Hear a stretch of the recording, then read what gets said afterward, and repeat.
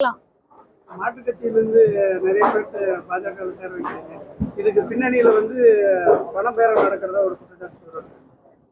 எங்கள் கட்சியில் இணைபவர்கள் அத்தனை பேரும் எங்கள் கட்சியினுடைய கொள்கைகளை பிடித்து எங்கள் கட்சி எப்படியெல்லாம் புதிதாக வரக்கூடியவர்களுக்கு கூட அதிகமாக வாய்ப்புகளை வழங்குகின்றது என்று பார்த்து பிரதமர் நரேந்திர மோடி அவர்களுடைய செயல்பாடுகளால் ஈர்க்கப்பட்டு இந்த கட்சி நாட்டினுடைய வளர்ச்சிக்காக பாடுபடுகிறது என்கின்ற உன்னதமான உணர்வோடு வருகிறார்கள்.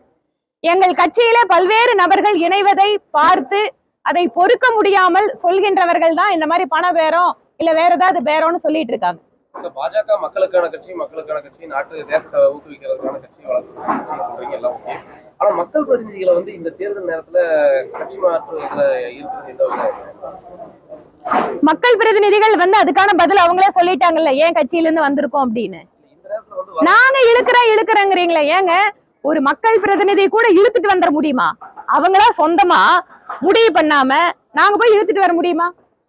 நம்ம வீட்டுல இருக்கிற குழந்தைங்களை கூட இழுத்துட்டு வர முடியாது. நம்ம போய் தலைவர்கள் இழுத்துட்டு வர முடியுமா? அவங்களுக்கு இந்த நேரத்துல பிஜேபியோட வந்தா சரியா இருக்குன்னு தோணுது. ஏன் தோணுது? அவங்க இருக்கிற கட்சி அவங்களுக்கு சரியில்லை. ஒண்ணு. ரெண்டாவது, அடுத்து வரக்கூடிய தேர்தலிலும் பாஜக ஆட்சிதான் மிக உறுதியாக தெரிகிறது. இவங்களோட இணைஞ்சாதான் நம்ம அரசியல் லட்சியங்களை நிறைவேற்றப்படுங்கிறது அவங்களுக்கு உணர்ந்திருக்காங்க.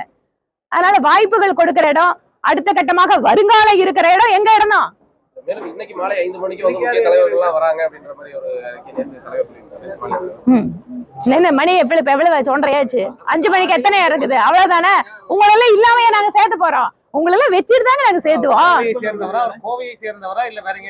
அவர் எத்தனை அடி உயரத்தில் இருப்பார்? அவர் எந்த நேரத்தில் என்ன வேசி கட்டுவார் இல்ல புடவை கட்டுவார்? இதுக்கெல்லாம் பதில் சொல்ல முடியுமா?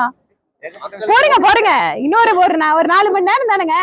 உங்களெல்லாம் வச்சுட்டு உங்க முன்னாலதான் எல்லாமே நடக்கும். மக்கள் பிரதிநிதிகள் அவங்களா வரதா சொன்னீங்க. விஜய் தரணி பேட்டி கொடுக்கும்போது என்ன சொன்னாங்க அப்படின்னா, எங்களுக்கு காங்கிரஸ்ல ஒரு விமன்ல ஒரு ப்ரோ லீடரா கொடுக்கல, அதே போல தேசிய தலைமைக்கு மகளிர் எடுத்துகள் சொன்னாங்க. இப்ப அவங்க பாஜக வந்துட்டாங்க. ஒருவேளை நாளைக்கு சட்டமன்ற உறுப்பினர் ஆனால் நயினா நாகரின் பதிலாக அவர் ப்ரோ லீடரா வாய்ப்பு இருக்குமா, அல்லது அவங்களுக்கு தேசிய பொறுப்பு கொடுக்க வாய்ப்பு இருக்கும்? ஏன்னா அது கொடுக்கல அப்படின்னு குற்றச்சாட்டு வச்சு அவங்க வெளியில் வருது. அதாவது இன்னைக்கு தேதியில அவங்களுக்கு காங்கிரஸ்ல இருந்த இடர்பாடுகளை சொல்லியிருக்காங்க. நாளைக்கு எங்க கட்சிக்கு அவங்க இப்ப வந்துட்டாங்க. இப்ப அவங்க அடுத்த கட்டமா அவங்களுடைய உழைப்பு திறமை இதற்கெல்லாம் தகுந்த அங்கீகாரம் இந்த கட்சி கொடுக்கும். அது ஃப்ளோர் லீடரா இல்ல அடுத்ததா இல்ல இதை விட அதிகமா பெரிய பதவிகள் எல்லாம் எங்க கட்சியில இருக்குது. அதையும் கூட நாங்க கொடுக்கலாம். அந்த கேள்வி ஏன் கேட்க மாட்டேங்கிறீங்க? அதாவது மக்கள் பிரதிநிதிகளாக இருப்பவர்கள் புதிய ஒரு பொறுப்புகள் அப்படின்னு சொல்லிட்டு பார்க்காம மக்கள் பிரதிநிதியாக தங்களுடைய கடமைகளை அந்த இடத்தில் சரியாக செய்யவில்லை என்கின்ற ஒரு மன அழுத்தத்தின் காரணமாக, பிரச்சனையின் காரணமாக கூட வரலாமே. அதுக்கும் வாய்ப்பு இருக்குல்ல.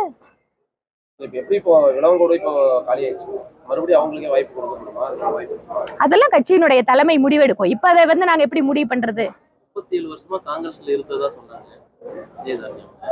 37 வருஷமா காங்கிரஸ் இயக்கத்துல ஆதரிச்சு அவங்க பேசிட்டு பாஜகவுக்கு எதிராக பேசிட்டு இன்னைக்கு அப்படியே எதிர்நிலையில் நின்று பேசக்கூடிய விஷயம், அது கூட மேடையில பகிர்ந்துக்கிறதுங்கிறது மாதிரியா இருக்காதான் ஒரு பொதுவான ஒரு கருத்து. இந்த கேள்வி யாருகிட்ட கேட்கணும்? இல்ல உங்ககிட்டே கேட்கலாம். உங்களை கடுமையா எதிர்த்து பேசியிருப்பாங்க. ஆனா உங்க கூடவே நாங்க தான் சொல்றோமே, எங்களை என்ன கடுமையா விமர்சிருந்தாலும் எங்க கட்சியில நூற்றுக்கணக்கான தலைவர்கள் எங்களோட கட்சியை பத்தி கட்சி தலைவர்களை பத்தி, ஏன் இப்ப எங்களைவே கோயம்புத்தூர்ல எடுத்து பேசுறாங்க. நாளைக்கு கட்சியில் நாங்க சேரோம்னா ஓகே சேருங்க, சேர்ந்து நாட்டுக்காக வேலை செய்வாங்க அப்படின்னு தான் சொல்லுவோம்.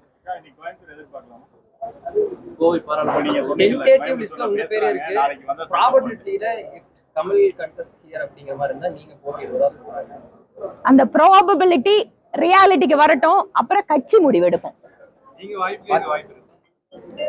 கட்சி என்ன முடிவெடுக்குதோ அதுதான் எங்களோட முடிவு.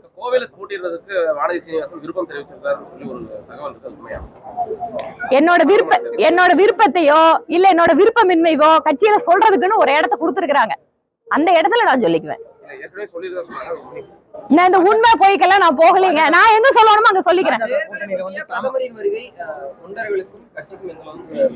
பயங்கர உற்சாகத்தோடு இருக்காங்க. நீங்க பாத்தீங்கன்னா மாதப்பூரை நோக்கி தமிழகத்தினுடைய பல்வேறு மாவட்டங்கள் இருந்து இப்பவே கிளம்பி வந்துட்டாங்க தொண்டர்கள். இப்ப கூட காலையில பாத்தீங்கன்னா நாமக்கல்ல அங்க இருந்தாலுமே இப்பவே எல்லாம் நாங்க வந்துட்டோங்கிறாங்க. அந்த அளவுக்கு ஒரு உற்சாகம் இருக்கிறது, ஒரு பிரதமருடைய வருகை என்பது தமிழ்நாட்டுல ஒவ்வொரு முறை அவர் வந்துட்டு போகும்போதும் எங்களுடைய வாக்கு சதவீதம் உயர்கிறது. பாஜக கூட்டணியில வந்துட்டு தமாக இணையறதா இன்னைக்கு காலையில வந்து சொல்லியிருக்காங்க, சொல்லியிருக்காங்க. இதே மாதிரி நம்ம தேமுதிகவும் பாமகவும் எதிர்பார்ப்பாங்க. ஒவ்வொரு கட்சிகளும் அவர்களுடைய கூட்டணி எங்க இடத்துக்கு வர போறாங்க என்னங்கறத பத்தி எல்லாம் வரக்கூடிய காலத்துல நம்ம அறிவிப்பு எதிர்பார்க்கலாம். அதே தினம் மோடிக்கு பிரதமருக்கு எதிராக கருப்பு கொடி ஆர்ப்பாட்டம் நடத்துறதா மீனவர்களுக்கு எதிராக நடத்துறாங்க. பிரதமர் மோடி அவர்களுக்கு எதிராக கருப்பு கொடி காட்டினவங்க, கருப்பு பலூன் விட்டவங்க எல்லாம் இன்னைக்கு வரவேற்பு கொடுக்க நின்றுட்டு இருக்காங்க. இப்போ சட்டமன்ற அலுவலகத்தில் இந்த ISO சான்றிதழ் வாங்குறது வந்து நிறைய சமூக வலைதளங்கள் விமர்சனம் ஆயிட்டு இருக்கு. 1000 ரூபாய் கொடுத்து சர்டிஃபிகேட் வாங்கியிருக்காங்க. ஏற்கனவே திருமால் நதிக்கு இப்படிதான் வாங்கியிருக்காங்க, அது மாதிரி தான் நீங்க வாங்குறீங்கன்னு சொல்லி நிறைய கமெண்ட். இந்த ISO சர்டிபிகேஷனை பொறுத்த வரைக்கும் ஒரு சிலர் அந்த விமர்சனங்களை வச்சிருக்காங்க, ஒரு சில அரசியல் கட்சிக்குள்ள அதை பத்தி தெரிவிச்சிருக்காங்க. நான் அதுக்கு வந்து எப்படி பதில் சொல்ல விரும்புறேன்னா, எந்த நிறுவனம் ISO கொடுப்பதற்கு தகுதியாக இருப்பது என்று நீங்கள் நினைக்கிறீர்களோ அந்த நிறுவனத்தை என்னுடைய அலுவலகத்திற்கு அனுப்புங்க. பொங்கலூர்ல விவசாயிகள் ஆர்ப்பாட்டம் பண்றாங்க. ஏற்கனவே டெல்லியில ஒரு பெரும் போராட்டம் போயிட்டு இருக்கு. இங்கேயும் விவசாயிகள் தொடர் எதிர்ப்பு தெரிவிக்கிறாங்க. அதே பொங்கலூர்ல விவசாயிகளும் விவசாய பெண்மணிகளும் மோடி அவர்கள் எங்கள் ஊருக்கு வருகிறார்னு வரவேற்பு கொடுக்கறத நீங்க தான் எல்லாம் போட்டோ போட்டுருக்கீங்க. இப்போ தமாக வந்து பிஜேபியோட தேர்தல போட்டியிடுன்னு சொன்ன உடனே அதோட இளைஞரணி தலைவர் வந்து அதிமுக இணையருக்கு போயிருக்காரு. யாரு?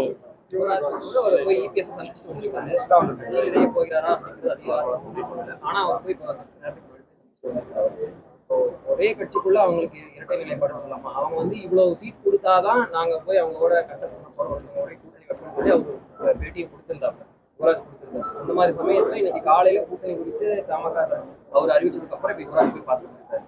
பாக்கலாம், அவங்க கடைசியா வந்து என்ன முடிவு எடுக்கிறாங்கன்னு பார்த்துட்டு அப்புறம் பொதுக்கூட்டத்தை முடிச்சுட்டு நரேந்திர மோடி வந்து இதுக்கு மதுரை போறாரு. அங்க மதுரையோட கட்டுமான பணிகள் எய்ம்ஸ் பத்தி எதுவும் பேச வாய்ப்பு இருக்குமா, அல்லது அதை பத்தி ஏதாவது தெரிஞ்சுக்கலாம்? மதுரை எய்ம்ஸுக்கு பாராளுமன்றத்துல எங்களோட மத்திய அமைச்சர்கள் எத்தனை முறை பதில் சொல்லி இருக்காங்க. எல்லாத்தையும் விளக்கமாக பாராளுமன்றத்துல பல முறை பதில் சொல்லியாச்சு. திரும்ப திரும்ப திரும்ப எய்ம்ஸ்னா சரி, நான் கேக்குறேன், ஒத்த செங்கலை வச்சுட்டு 3 வருஷமா சுத்திட்டு இருக்கிறீங்கல்ல, ஆட்சிக்கு வந்து 3 வருஷம் ஆச்சு, ஏங்க நடத்தல? நன்றிங்க. எத்தனை தடவைங்க பதில் சொல்றது?